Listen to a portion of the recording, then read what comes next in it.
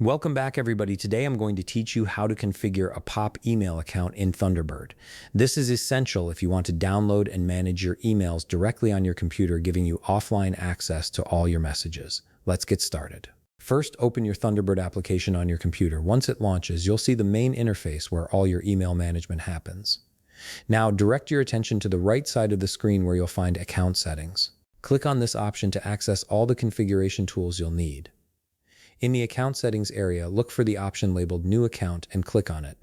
This will open up a menu with different account types you can add. From these options, select Mail Account to begin setting up your email configuration. You'll now be prompted to input some basic information. Start by entering your full name exactly as you want it to appear when you send emails. Next, type in your email address in the designated field. This ensures that Thunderbird knows which account you're trying to configure. After entering your details, you'll see an option for manual configuration. Click on this as we need to customize the settings specifically for POP access rather than using automatic detection, which might not always work correctly for all email providers. Now you'll be presented with several fields to fill out. First, locate the protocol drop-down menu and click on it. From the available options, choose POP3. This protocol is what allows you to download emails from the server to your local machine. Next, you'll need to configure the hostname for your incoming mail server. In the hostname field, type mail. Then add your domain from your email address. For example, if your email is username@sample.com, you would enter mail.sample.com. Right below that, find the authentication method drop-down menu and click on it.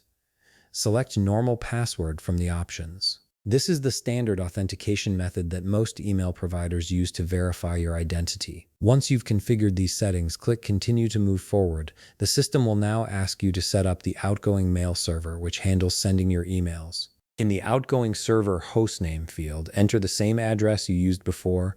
So if your email is at sample.com, type mail.sample.com. This ensures your outgoing mail routes through the correct server. Now you need to adjust the port number. Locate the port field and change it to 25. This is the standard port used for sending emails through SMTP, the protocol that handles outgoing messages. Just like before, you'll need to set the authentication method for the outgoing server. Click the Authentication Method dropdown and select Normal Password to maintain consistency with your incoming server settings. Finally, click Continue to complete the setup process.